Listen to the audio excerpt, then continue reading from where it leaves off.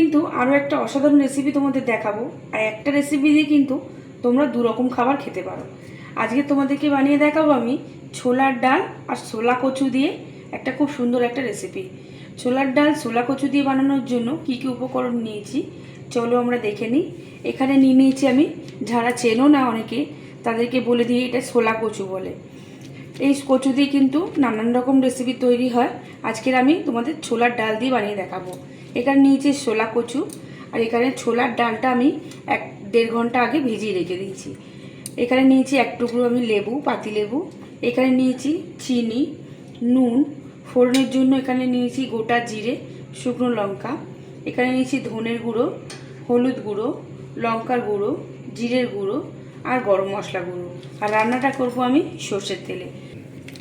ছোলা কচুটাকে প্রথমে আমি ভালো করে কেটে পরিষ্কার করে নেব। ছোলা কচুগুলোকে আমি কেটে ধুয়ে পরিষ্কার করে নিয়েছি। আর এই কচুগুলো কিন্তু খুবই হালকা। হ্যাঁ, এবার এটাকে আমি একটু ভাপিয়ে নেব গরম জল দিয়ে। আমি আগে থেকে একটু জল গরম হতে বসিয়ে দিয়েছি। এবার এই জলের মধ্যে কচুগুলোকে আমি দিয়ে একটু 2 মিনিট মতন ভাপিয়ে নেব।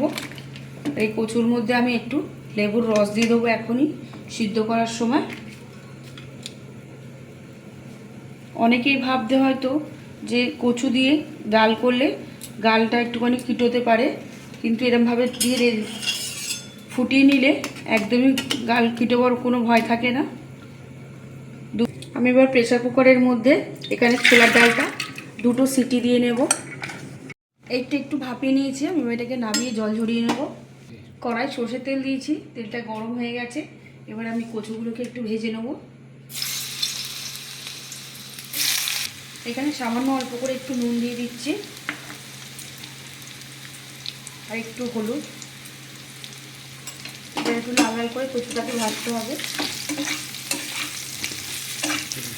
কচুগুলো খুব ভালোভাবে লাল লাল করে ভাজা হয়ে গেছে। আর ভাজতে ভাজতে কিন্তু বেশ সিদ্ধও হয়ে গেছে। আমি এবার কচুটাকে তুলে নেব।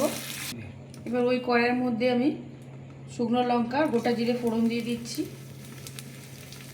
ফোড়নটা একটু লাল হয়ে গেলে আমি এখানে একটা টমেটো কুচি দিয়ে দিচ্ছি।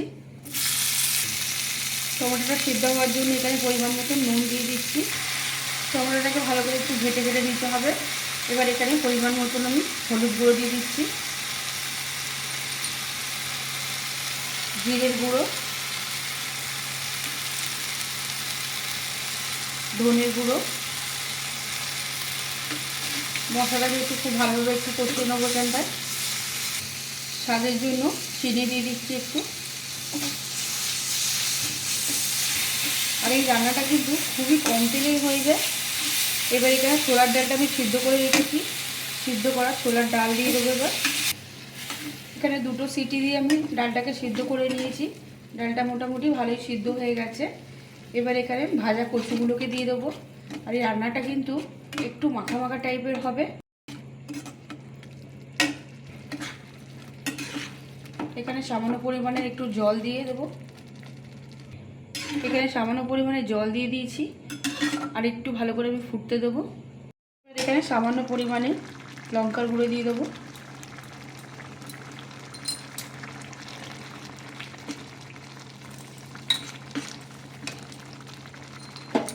অল্প একটু গরম মশলার গুঁড়ো।